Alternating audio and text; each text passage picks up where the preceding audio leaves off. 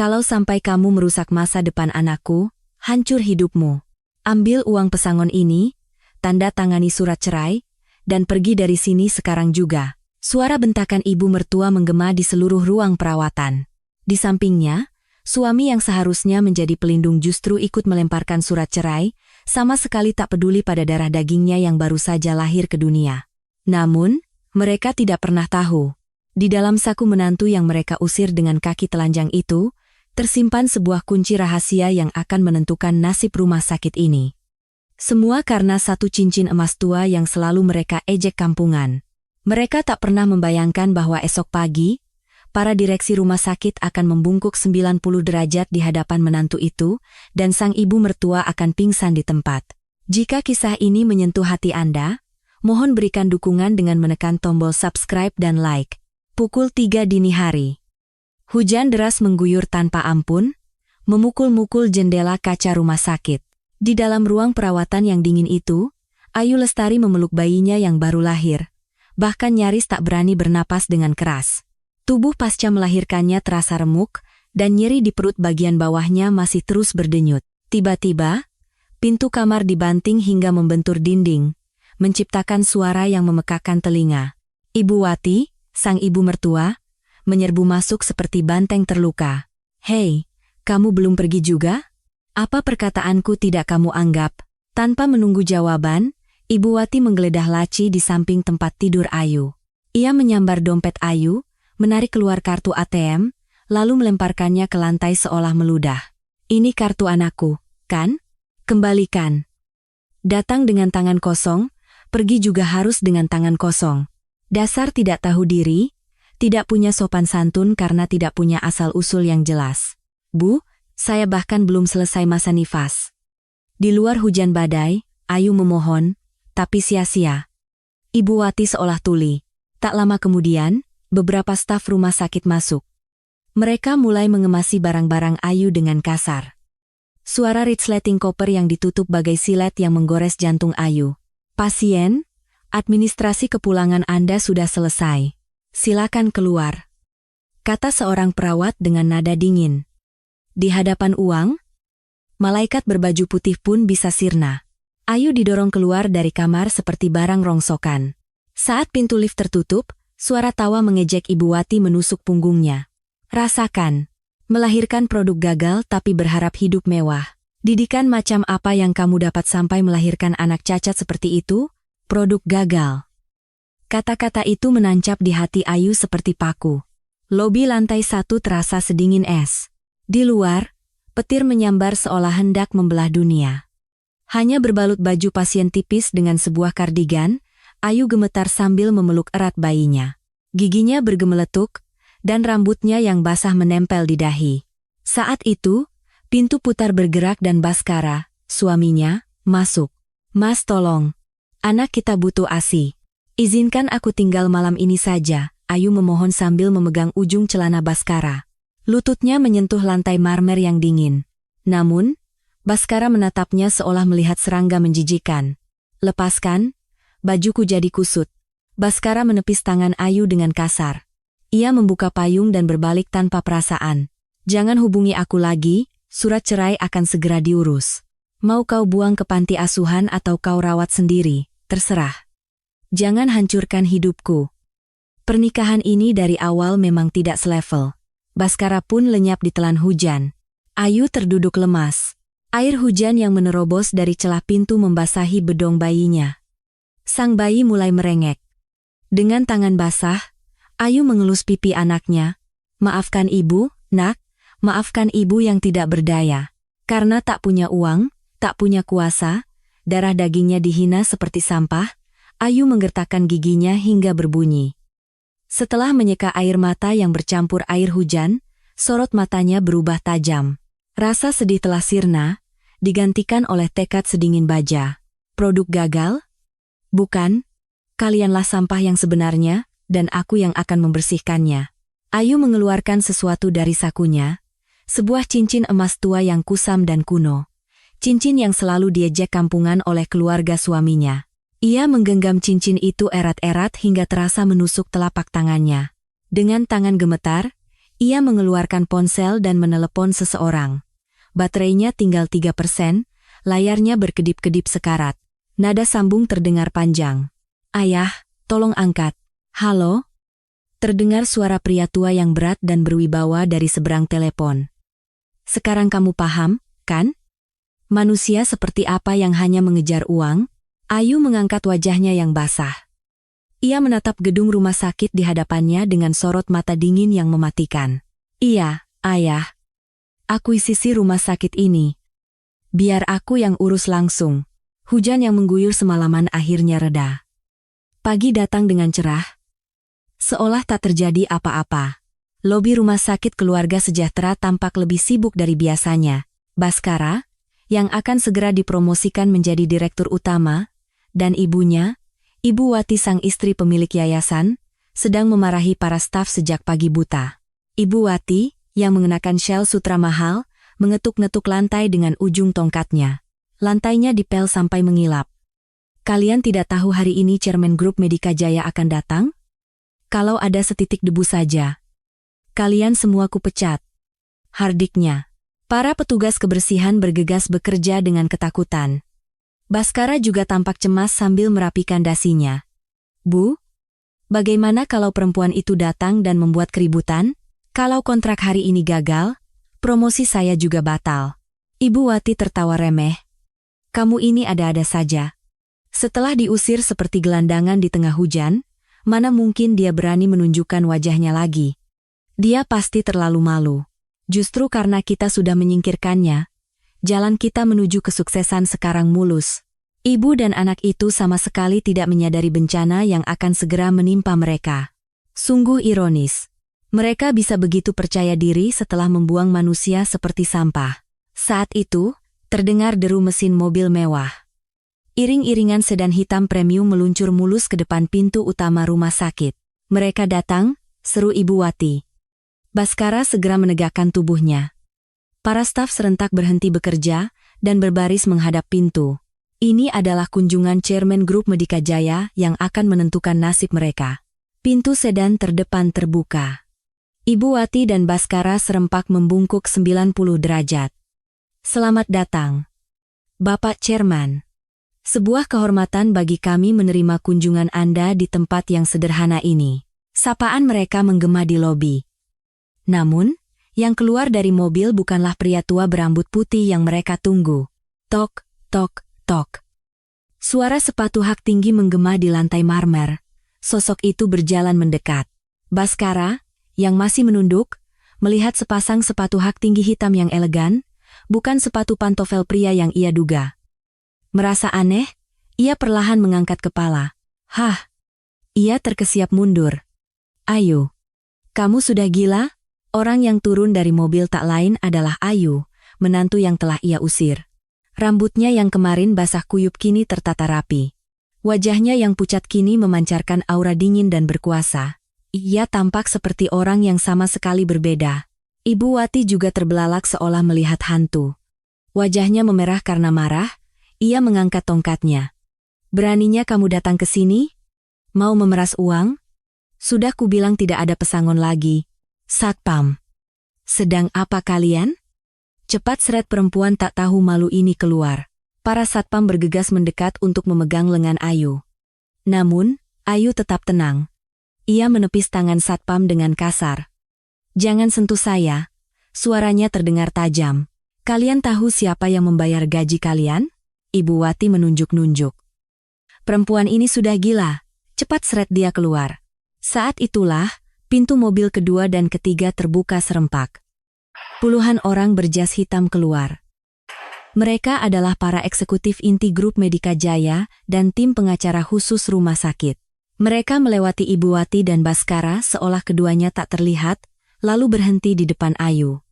Serempak, mereka semua membungkuk hormat. "Selamat pagi, Ibu Direktur." Sapaan hormat itu sekali lagi menggelegar di lobi. Kali ini, bukan untuk Ibu Wati, melainkan untuk Ayu. Lobi mendadak hening. Ibu Wati nyaris menjatuhkan tongkatnya. Mulut Baskara menganga lebar. Direktur? Kalian bicara dengan siapa?" Baskara tergagap. masih tak mengerti situasi. Ayu memperbaiki posisi tas tangan yang diberikan oleh asistennya, lalu berjalan perlahan mendekati ibu mertuanya yang membeku. "Ibu." Suaranya rendah. Katanya ibu sudah menyelidiki latar belakang saya? Ibu bahkan menyewa detektif swasta? Kan? Mata Ibu Wati bergetar. Detektif itu kerjanya payah sekali, bibir Ayu sedikit terangkat. Sepertinya dia tidak berhasil menemukan fakta bahwa saya bukan anak yatim piatu, melainkan putri dari pemilik gedung rumah sakit ini. Suaranya pelan, tapi gaungnya lebih dahsyat dari guntur. Kaki Ibu Wati mulai gemetar. Wajahnya pucat pasi. "Pemilik gedung? Kamu? Tidak mungkin. Ini bohong." "Saya paham kalau ibu sulit percaya," kata Ayu tenang. Ia mengulurkan tangan ke arah kepala tim pengacaranya, yang segera menyerahkan sebuah map tebal. Itu adalah surat perjanjian akuisisi yang begitu dinanti-nantikan oleh Baskara. Ayu mengangkat surat itu di depan mata Ibu Wati, lalu tanpa ragu, merobeknya menjadi dua. Suara kertas tebal yang disobek terdengar begitu nyaring, seolah merobek jantung Ibu Wati. Mulai hari ini, Grup Medika Jaya secara resmi membatalkan akuisisi Rumah Sakit Keluarga Sejahtera, deklarasi Ayu terdengar tegas. Sebagai gantinya, dengan wewenang pemilik gedung, saya memutuskan kontrak sewa-menyewa. "Apa? Kosongkan tempat ini dalam seminggu." Ayu menebarkan sobekan kertas itu ke atas syal mahal Ibu Wati. "Oh, tentu saja, tunggakan sewa dan denda pembatalan kontrak sudah disiapkan, kan?" Sobekan kertas putih itu berjatuhan seperti salju. Namun bagi keluarga itu, pemandangan tersebut adalah neraka. Baskara akhirnya sadar dan berlari hendak memegang lengan Ayu. "Sayang, jangan bercanda. Apa-apaan ini?" Tangan Baskara tak pernah sampai menyentuh Ayu. Para pengawal Ayu bergerak cepat melumpuhkannya. Dengan suara gedebuk, wajah Baskara terhempas ke lantai marmer yang dingin. "Bercanda?" Ayu menatap Baskara yang terkapar. Sorot matanya sedingin es. "Kemarin saat kau bilang anakku produk gagal, apa itu juga bercanda?" Ibu Wati akhirnya menyadari betapa seriusnya situasi ini. Kakinya lemas dan ia terduduk. Namun, ia masih menyangkal kenyataan. "Ini semua sandiwara. Mana mungkin kamu punya uang sebanyak itu? Kamu kan yatim piatu. Pasti ada yang menyuruhmu, kan?" Sungguh ego yang keras kepala. Ia lebih memilih berpegang pada keyakinan palsunya daripada menghadapi kenyataan. Ayu merasa tak perlu menjawab. Ia mengeluarkan ponselnya dan menekan tombol speaker. Suara seorang pria tua yang berwibawa memenuhi lobi. "Direktur Wati." Itu adalah suara Bapak Hartono, Chairman Grup Medika Jaya, suara yang sangat dikenal Ibu Wati. "Sudah pernah kuperingatkan, jika kau membuat putriku menangis, aku akan membuatmu menangis darah." Mulut Ibu Wati ternganga seperti ikan. Kebenaran yang tak terbantahkan menghantam kepalanya seperti palu godam. "Chairman. Jadi, jangan-jangan, kau akan membayar mahal atas perlakuanmu yang merendahkan putriku selama 3 tahun ini. Bersiaplah." Telepon ditutup.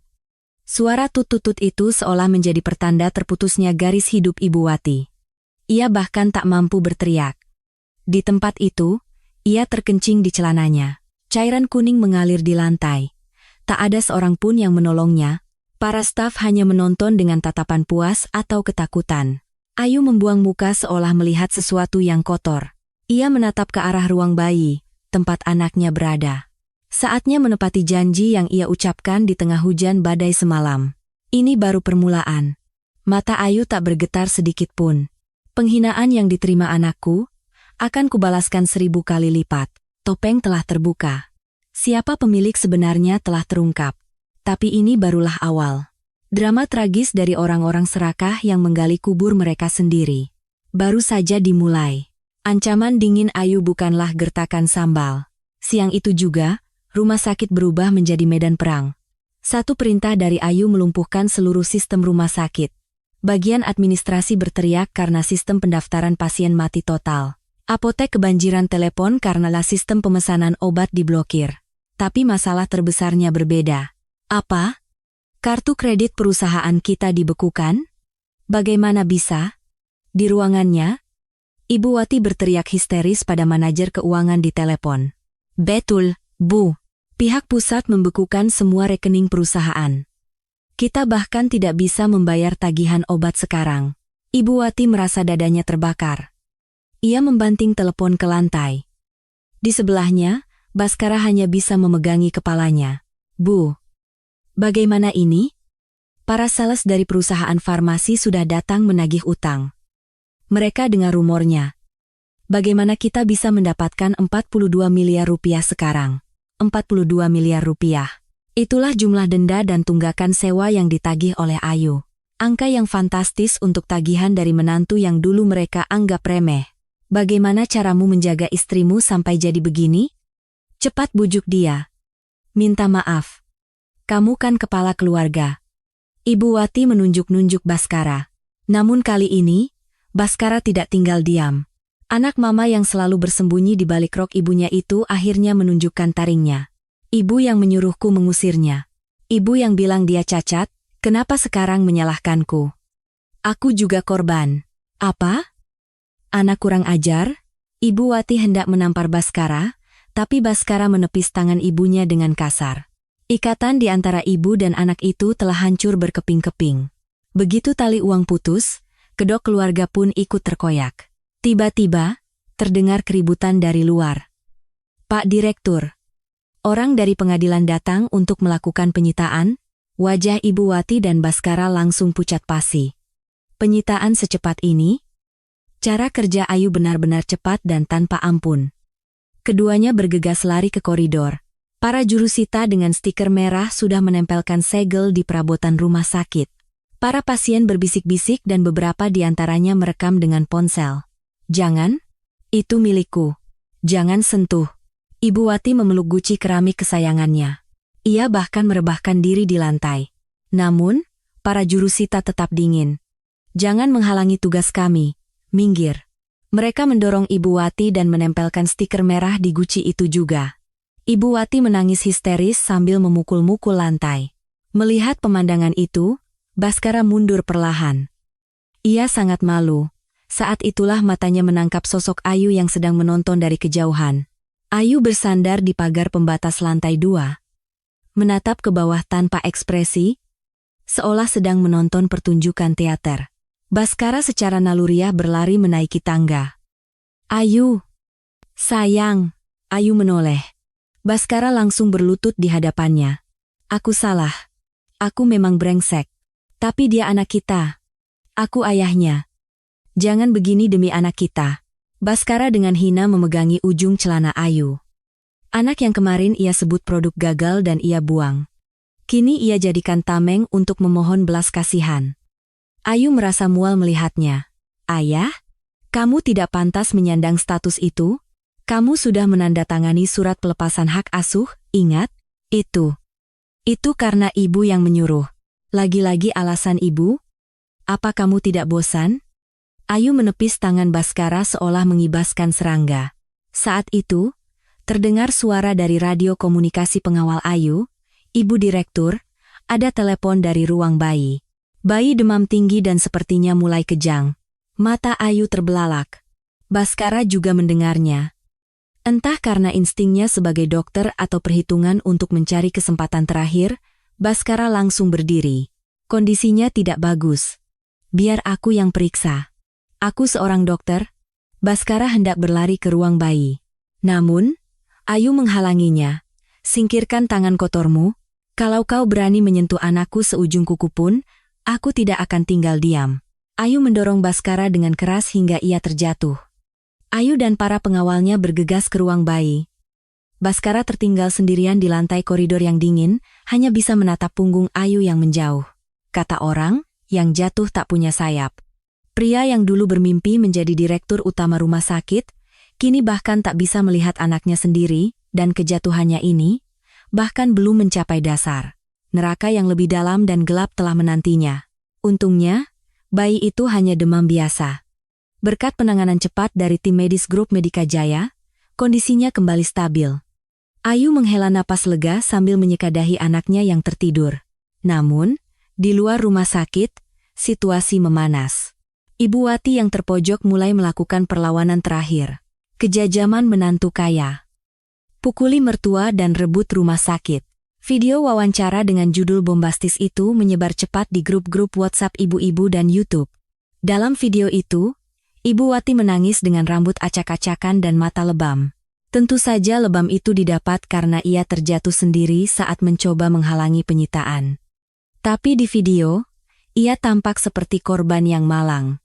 Saya dipukuli oleh menantu saya. Demi uang, dia tega memukul mertuanya dan membawa lari anak saya agar saya tidak bisa bertemu dengannya. Tolong saya. Akting air mata buayanya cukup meyakinkan. Opini publik langsung bergejolak, sekaya apapun, tidak seharusnya memukul mertua. Punya uang bukan berarti bisa seenaknya, komentar negatif mulai bermunculan. Bahkan ada beberapa YouTuber yang datang ke lobi rumah sakit untuk melakukan aksi unjuk rasa.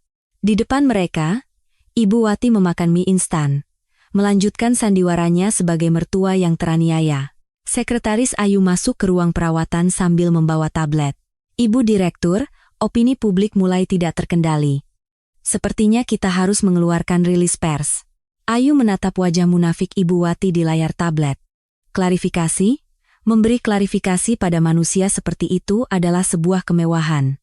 Siapkan konferensi pers, perintah Ayu singkat. Siang ini, pukul 2 di aula utama rumah sakit. Baik, apakah ibu akan menghadapinya langsung? Ya. Aku akan menyelesaikannya sendiri.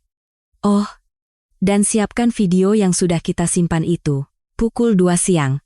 Aula utama rumah sakit penuh sesak oleh wartawan. Ayu, mengenakan setelan hitam formal, naik ke atas panggung. Tanpa basa-basi atau permohonan emosional, ia berdiri di depan mikrofon dan membuka suara. Saya berdiri di sini hari ini bukan sebagai direktur grup Medika Jaya, tetapi sebagai seorang ibu. Lampu kilat kamera menyala serentak, Ayu menarik napas sejenak. Tuduhan pemukulan dan arogansi yang dilontarkan oleh Ibu Wati sama sekali tidak benar. Kebenarannya ada di sini. Atas isyarat Ayu, sebuah video diputar di layar besar. Video itu menampilkan rekaman CCTV dari ruang perawatan VIP beberapa malam yang lalu. Di layar, Ibu Wati melemparkan surat cerai di samping bayi yang baru lahir. Baskara terlihat melonggarkan dasinya sambil mengeluh. Hasil tesnya sudah keluar. Cacat pendengaran bawaan, kan? Di keluarga kita tidak ada tempat untuk produk gagal seperti itu. Ini akan jadi goresan di karierku. Selesaikan saat aku masih mau memberimu pesangon. Suara asli Ibu Wati dan Baskara menggema di seluruh aula. Momen kebiadaban yang terang-terangan. Para wartawan menahan napas. Suara jepretan kamera pun berhenti, sangat mengejutkan. Produk gagal. Bisik seseorang. Menyebut bayi yang baru lahir dan memiliki disabilitas sebagai produk gagal. Ekspresi para wartawan berubah dari kaget menjadi marah.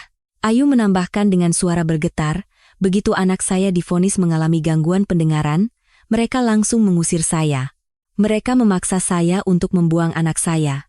Inilah wajah asli dari orang yang mengaku sebagai korban. Aula menjadi ricuh.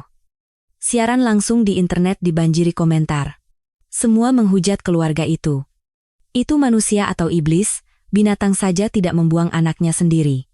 Dokter macam apa itu? Aku tidak akan pernah berobat di rumah sakitnya. Di lobi rumah sakit, Ibu Wati menonton konferensi pers itu dari ponselnya. Aibnya disiarkan langsung ke seluruh negeri. Ia tak mampu berteriak, hanya bisa terduduk lemas. Habislah sudah. Ponselnya terlepas dari genggamannya. Para YouTuber yang tadi mendukungnya kini berbalik mengarahkan kamera padanya. Nek, apa video itu benar? Benarkah nenek menyebut cucu sendiri produk gagal? Nek, tolong jawab. Dihujani pertanyaan, Ibu Wati lari tunggang langgang ke toilet. Tapi sudah terlambat, topengnya telah hancur. Wajah aslinya yang buruk rupa telah terungkap ke seluruh dunia. Kini yang tersisa hanyalah konsekuensi berat atas dosa-dosa yang telah mereka perbuat. Malam itu, setelah aib Ibu Wati terbongkar, tempat parkir basement rumah sakit keluarga sejahtera sunyi senyap. Hanya lampu neon yang berkedip-kedip remang. Ayu duduk di kursi pengemudi sedan hitamnya, menggenggam setir yang dingin. Seseorang mengetuk jendela mobil dengan hati-hati. Ayu menoleh. Di luar, seorang pria dengan tatapan cemas berdiri. Wajahnya tidak asing. Dia adalah Pak Tono, sales farmasi yang sering dipanggil Baskara ke ruangannya. Atas isyarat Ayu, jendela mobil turun. Ada apa? Ibu Ayu Lestari, Direktur? Saya Tono, sales yang menangani Doer Baskara. Pria itu tampak sangat ketakutan. Ia terus menoleh ke sekeliling, seolah ada yang mengejarnya. Wajahnya pucat. Ia mengeluarkan sebuah map tebal dari balik bajunya dan menyerahkannya kepada Ayu. Tangannya gemetar hebat. Apa ini? Ini buku besar, Bu. Buku besar ganda untuk transaksi komisi ilegal dan catatan pemberian obat penenang secara ilegal yang diperintahkan oleh Doer Baskara. Tatapan Ayu menajam. Pria itu melanjutkan dengan suara nyaris menangis. Saya membawanya karena saya ingin selamat, Bu. Setelah melihat konferensi pers Ibu, saya sadar. Begitu masalah ini meledak. Dok R. Baskara berencana menimpakan semua kesalahan pada saya. Dia akan bilang tidak tahu apa-apa. Saya tidak mau masuk penjara sendirian. Mohon berikan saya keringanan hukuman. Ayu membuka map itu dan memeriksa isinya. Luar biasa. Di dalamnya tercatat aliran dana komisi ilegal bernilai miliaran rupiah yang diperas Baskara dari perusahaan farmasi. Tidak hanya itu, ada juga catatan administrasi obat-obatan psikotropika yang diselundupkan untuk pasien VIP, lengkap dengan resep palsu. Bukti kejahatan yang tak terbantahkan. Pak Tono, ini keputusan yang bijak. Meskipun terlambat, saya akan serahkan berkas ini ke kejaksaan. Anda bersedia menjadi saksi di pengadilan, kan? Iya, Bu. Saya akan lakukan apa saja. Tolong selamatkan saya. Pria itu membungkuk 90 derajat di hadapan Ayu. Ayu menutup kembali map itu dengan tatapan dingin. Pedang untuk menebas leher Baskara kini ada di tangannya. Keesokan paginya, di ruang direktur, Baskara mengunci pintu rapat-rapat. Ia panik memasukkan tumpukan dokumen ke mesin penghancur kertas. Suara mesin yang nyaring menggores sarafnya yang tegang. Kemejanya basah oleh keringat. Harus dihancurkan semua. Tidak boleh ada jejak. Setelah konferensi pers Ayu kemarin, telepon rumah sakit terus berdering oleh pasien yang menuntut pengembalian uang. Para dokter pun mulai mengundurkan diri. Rencana Baskara adalah menghancurkan semua bukti dan kabur ke luar negeri dengan uang gelap yang ia simpan. Saat itulah, pintu ruangannya yang terkunci rapat didobrak dengan keras. Baskara terlonjak kaget hingga dokumen di tangannya berjatuhan. Di ambang pintu, berdiri pria-pria tegap berjas hitam. Mereka adalah penyidik dari Kejaksaan Agung, Saudara Baskara. Anda ditangkap atas tuduhan pelanggaran Undang-Undang Kesehatan, penggelapan dana, dan penyalahgunaan narkotika. Baskara terduduk lemas di samping mesin penghancur kertas. Tidak mungkin. Mana surat perintahnya? Seorang penyidik menunjukkan surat perintah penangkapan berwarna biru di depan wajahnya. Dari belakang mereka, terdengar suara sepatu hak tinggi. Ayu berjalan masuk dengan tenang. Ia menatap Baskara yang acak-acakan di lantai. Ini surat perintahnya. Dan ini bonusnya. Ayu melemparkan salinan buku besar dari Pak Tono ke hadapan Baskara. Mata Baskara bergetar hebat. Ayu, ini semua rencanamu, kan? Ini jebakan. Aku tidak bersalah. Baskara berteriak sambil melemparkan papan nama di mejanya. Papan nama kristal bertuliskan Direktur Utama Dr. Baskara itu hancur berkeping-keping di lantai. Para penyidik langsung meringkusnya. Kedua tangannya diborgol di belakang punggung. Suara borgol yang terkunci terdengar dingin, seolah lonceng kematian bagi hidup Baskara. Lepaskan. Kalian tahu siapa saya? Saya Doer Baskara, Direktur rumah sakit ini. Baskara diseret keluar. Para pasien dan staf yang berada di koridor menyaksikannya. Akhir yang tragis bagi direktur yang dulu begitu berkuasa. Orang-orang menunjuk dan berbisik. Rasakan. Kena karmanya. Mengerikan? Orang seperti itu yang mengoperasi saya. Ayu memandangi ruang direktur yang kosong. Di atas meja, tergeletak foto keluarga yang sobek. Pria yang membuang istri dan anaknya demi uang dan jabatan. Di saat terakhirnya, yang ia coba selamatkan hanyalah tumpukan kertas tak berharga. Direktur, kamu sekarang hanya seorang kriminal. Menua dan membusuklah di penjara seumur hidupmu. Ayu menginjak pecahan papan nama itu dengan sepatunya, menghancurkannya hingga menjadi debu, sama seperti masa lalu Baskara yang gemilang. Pada saat yang sama, di sebuah apartemen penthouse mewah di jantung kota Jakarta, tamu tak diundang juga datang ke rumah Ibu Wati. Permisi, kami dari pengadilan, Bel pintu berbunyi bertubi-tubi. Sebelum Ibu Wati sempat melihat interkom, suara kunci digital yang dipaksa terbuka terdengar. Para jurusita masuk ke dalam rumah tanpa melepas sepatu mereka. Jejak sepatu kotor mengotori lantai marmer putih. Apa-apaan ini? Masuk rumah orang pakai sepatu. Keluar, teriak Ibu Wati, tapi para jurusita mengabaikannya. Mereka mengeluarkan tumpukan stiker segel merah.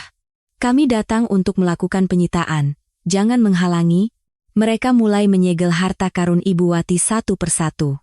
TV 80 inci terbaru, sofa kulit impor dari Italia, koleksi minuman keras mahal, semua barang pameran yang ia kumpulkan seumur hidupnya kini ditempeli stiker merah yang jelek. Setiap stiker yang menempel terasa seperti paku yang ditancapkan di jantungnya. Jangan, sofa itu hadiah ulang tahunku. Jangan disentuh. Ibu Wati memeluk sofanya. Tapi seorang jurusita bertubuh besar dengan mudah mengangkat dan menyingkirkannya. Ini semua pasti ulah si Ayu itu. Aku tidak akan tinggal diam. Panggil pengacaraku. Pengacara? Pak Budi sudah mengajukan surat pengunduran diri kemarin. Katanya honornya belum dibayar. Jawaban sinis jurusita membuat Ibu Wati terdiam. Ayu telah membekukan semua rekeningnya. Jangankan membayar pengacara, uang untuk membeli minum di minimarket pun tak bisa ia tarik. Ia akhirnya sadar, semua miliknya berada di telapak tangan Ayu. Seorang jurusita masuk ke kamar utama, tempat koleksi tas Hermes dan mantel bulu mahalnya disimpan. Jangan masuk sana. Ibu Wati merangkak mengikutinya. Tapi sudah terlambat. Semua barang mewahnya disita.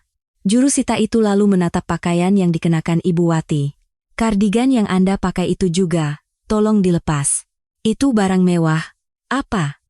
Kamu mau aku telanjang? Ini bagian dari aset yang disita.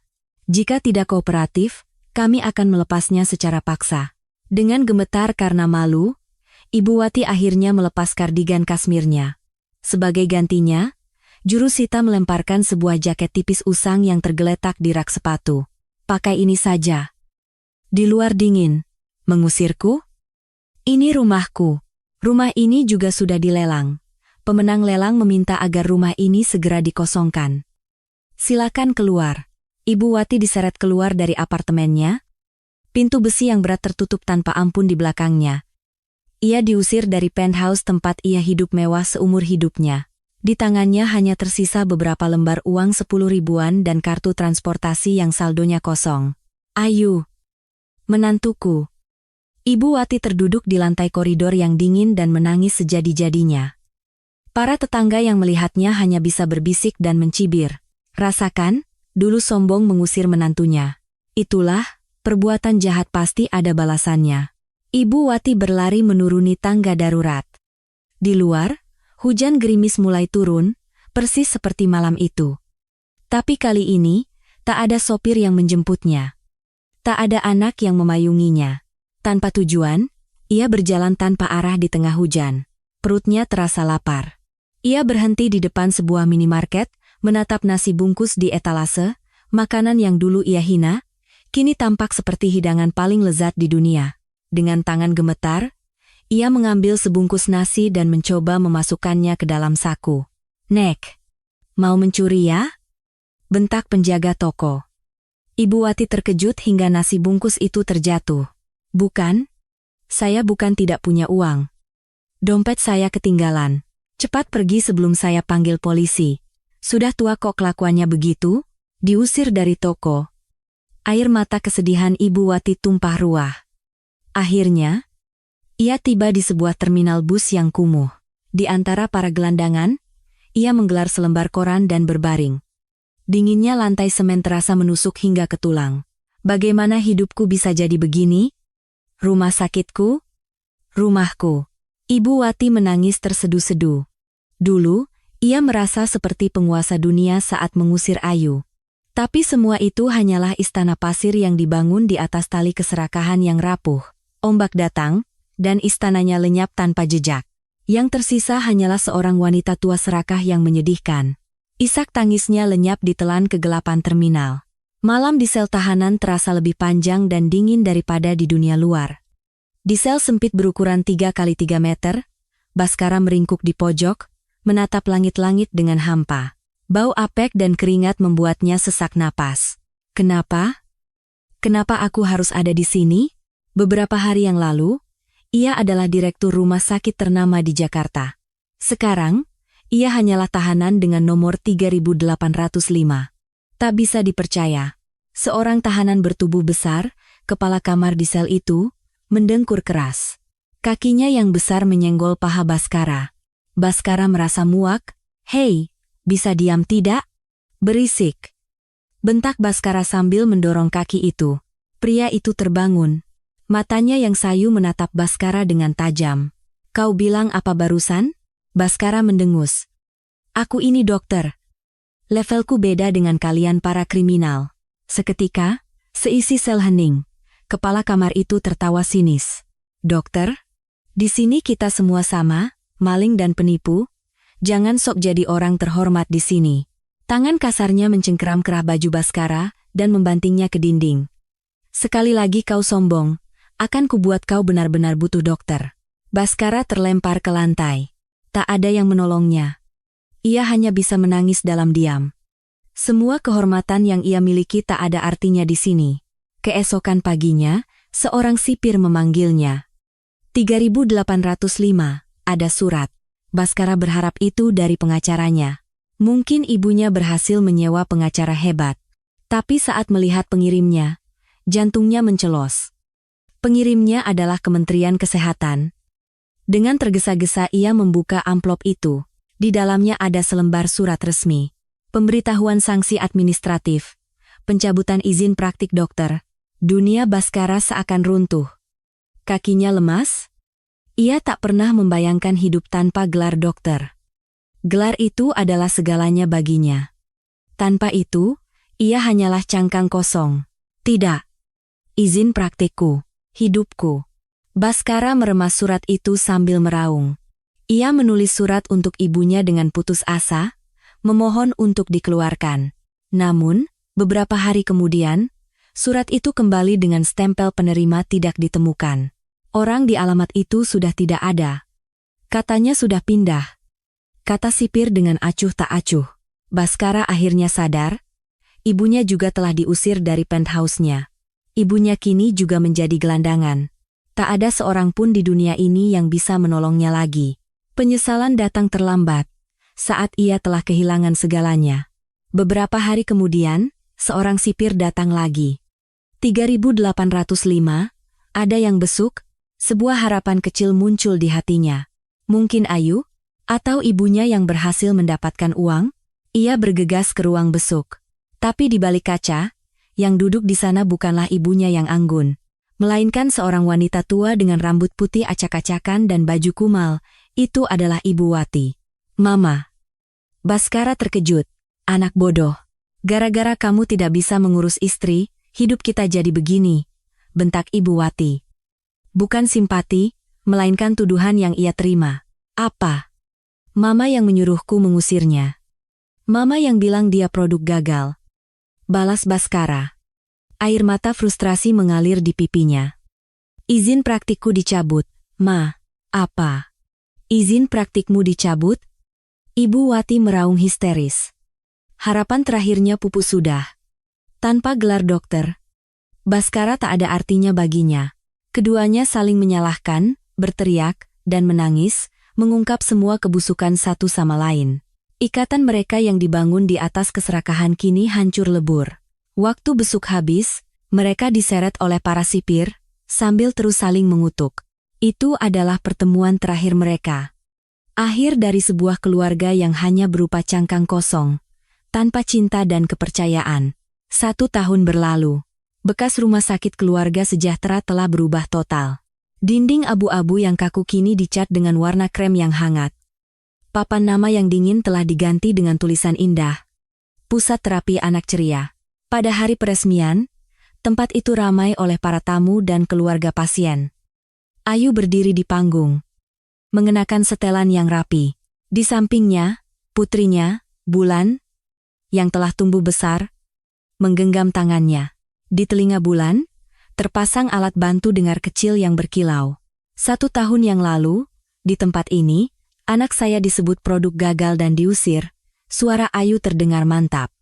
Di tengah hujan yang dingin, sambil memeluk anak saya berjanji, tidak akan ada lagi anak yang tidak bisa berobat karena tidak punya uang.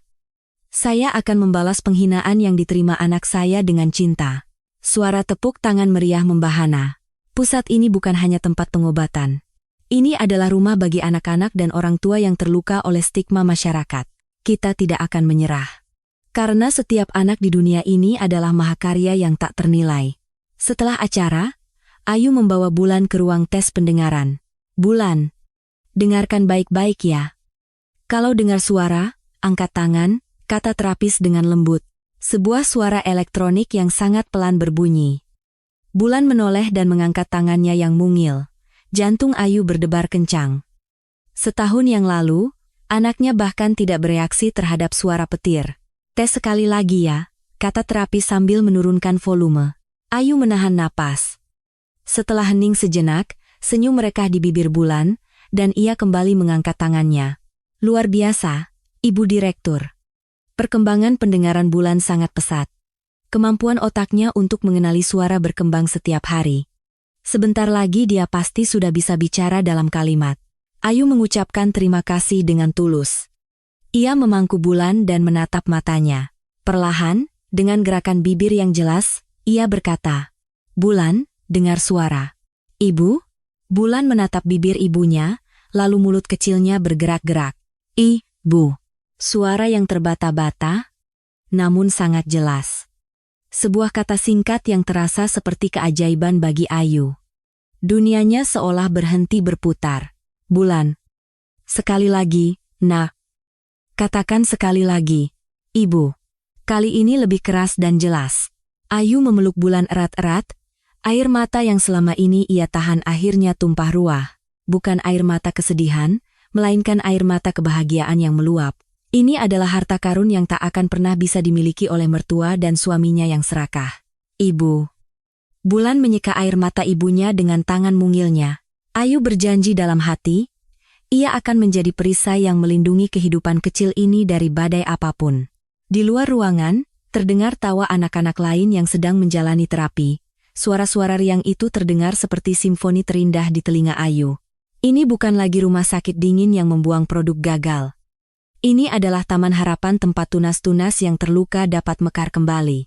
Pada waktu yang sama, di sebuah dapur umum dekat stasiun kereta api, antrean panjang orang-orang lapar mengular.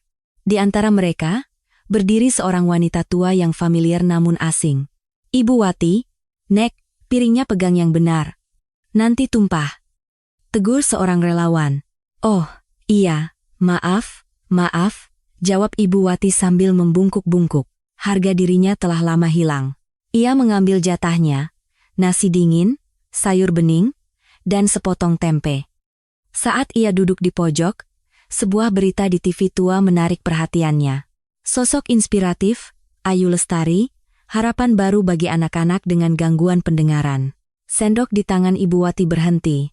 Di layar, Ayu tersenyum cerah. Di sampingnya, cucunya, Bulan, yang tampak sehat dan bahagia. Hebat ya perempuan itu. Anaknya yang sakit malah jadi inspirasi, puji seorang pria di sebelahnya. Hati Ibu Wati terasa sesak. Anak yang dulu ia sebut produk gagal dan ia buang, kini tumbuh seperti permata yang paling berharga. Seorang reporter bertanya pada Ayu, bagi Anda, apa arti sebuah keluarga? Ayu tersenyum. Keluarga bukan ditentukan oleh garis keturunan. Keluarga adalah mereka yang saling melengkapi, tidak pernah menyerah, dan bertanggung jawab sampai akhir. Itulah keluarga yang sesungguhnya, sebuah mahakarya sejati. Jawaban itu menghantam Ibu Wati. Air mata panas menetes ke mangkuk nasinya. Ia menyadari betapa kosongnya kemewahan yang selama ini ia kejar. Mahakarya yang sesungguhnya ada di layar TV itu, dan ia telah membuangnya dengan tangannya sendiri. Aku buta. Aku telah menendang keberuntunganku sendiri. Ibu Wati menangis terseduh-seduh sambil memukul dadanya. Menjelang senja, Ayu berdiri di taman atap rumah sakit bersama ayahnya, Bapak Hartono. Ayah, apa yang kulakukan ini sudah benar? Bapak Hartono menepuk pundak putrinya. Tentu saja. Kamu bukan hanya menyelamatkan seorang anak, tapi kamu telah menegakkan nilai kemanusiaan. Ayah bangga padamu. Ayu memeluk bulan sambil menatap matahari terbenam. Semua kepahitan dan dendam telah sirna, berganti dengan kedamaian. Mahakarya sejati bukanlah garis keturunan, bisik Ayu dalam hati. Tetapi hati yang bertanggung jawab dan tidak pernah menyerah. Itulah mahakarya yang sesungguhnya. Senyum damai terukir di wajahnya. Bulan, dalam pelukannya, ikut tersenyum. Cahaya senja yang hangat menyinari mereka, seolah memberkati jalan baru mereka yang penuh harapan. Kegelapan telah berlalu, dan bagi mereka, pagi yang cerah baru saja dimulai.